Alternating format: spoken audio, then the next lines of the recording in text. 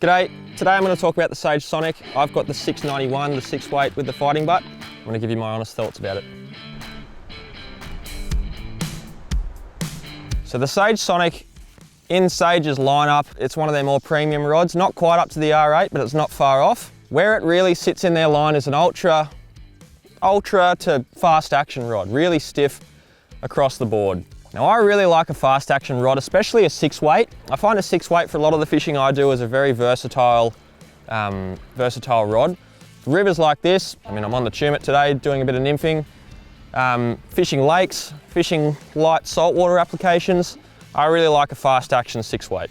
I find if I'm in the mountains or on bigger rivers, on lakes as well, a 5 weight can cut it, and most 6 weights do as well, but just that little bit faster action allows me to throw a slightly heavier line. I can overline this a little bit more than most 6 weights. And I find for me, if I come across a bit of wind or I end up wanting to fish dry droppers but then end up resorting to a streamer. So I find it's very versatile for a lot of the fishing I do.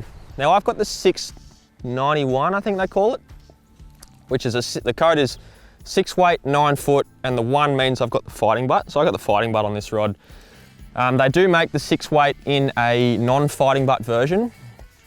I chose the fighting butt for exactly that. It's a much more comfortable when you're fighting bigger fish. You can bury that into your forearm there.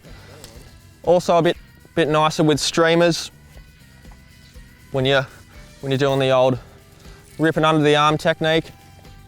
And it just looks cool. And the fighting butt version comes with a aluminium reel seat. The non-fighting butt version comes with a wood insert, so it's not salt proof. So that's why I chose that as well. It's a very versatile rod. The Sonic uses Sage's kinetic technology, which is across a lot of their rods nowadays. Basically what it boils down to is more accuracy, less tip deflection, and quicker recovery time. And in a fishing situation, that gives you a lot more accuracy, tighter loops because of that quicker recovery, and a very nice feel in the hand. Now in this 6 weight that I've got, it features a full Wells grip with an anodized aluminium reel seat and a cork and EVA fighting butt. It means it's going to be corrosion resistant, so I can use this in the freshwater and the saltwater. And all the snake guides and stripping guides and all the componentry on the rod are all salt proof as well, making it a really versatile 6 weight for across the board. Where I reach for my Sage Sonic is if I want a good all-round 6 weight, but still on that sort of heavier end. You can put 7 weight lines on this and it handles it fine. If I'm fishing bigger rivers, such as this, lakes, estuaries, light saltwater applications, bass, a lot of different applications you can use this rod for. It does struggle a little bit with really delicate stuff, as all 6 weights do. There's no one rod that's going to do everything for you. But yeah, if I'm grabbing the Sonic, I'm fishing something. I'm fishing bigger water, potentially longer distances, longer casting, with a lot of accuracy in mind. Now as far as lines go, I've paired the Sonic with a Rio Grande, which is a full line size heavy in the 6 weight.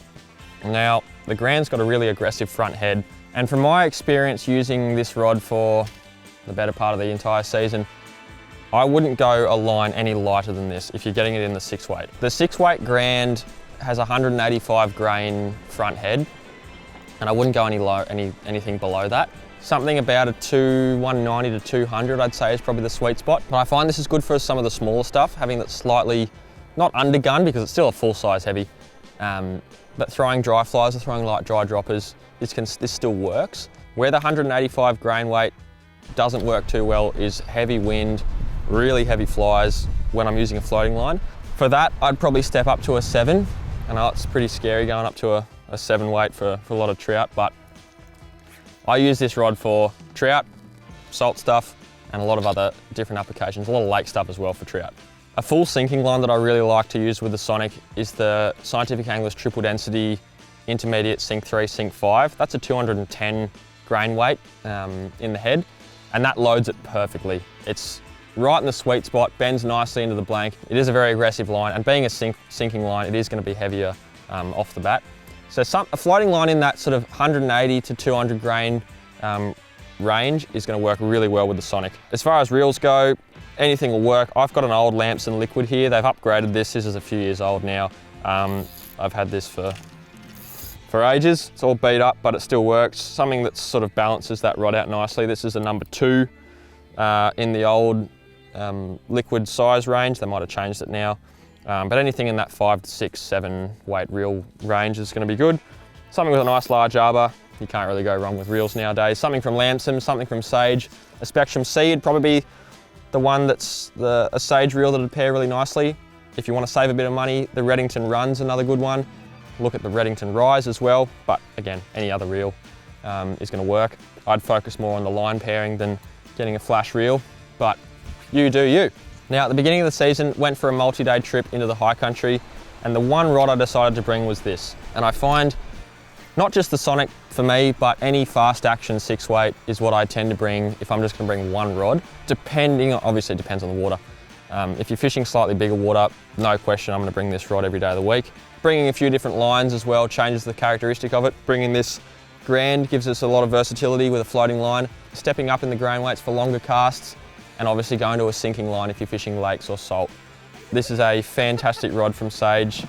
Don't be scared by the fast action. It is fast and it is stiff, but it gives you a lot of good feel in that tip section and is really accurate. If you're looking for a bit more accuracy, definitely check it out. Now, comparing to Sage's flagship, the R8, this is a lot stiffer than the R8. The R8's a really well-rounded medium fast action. The R8 does bend a little bit more than this rod. Gives you a bit more feel.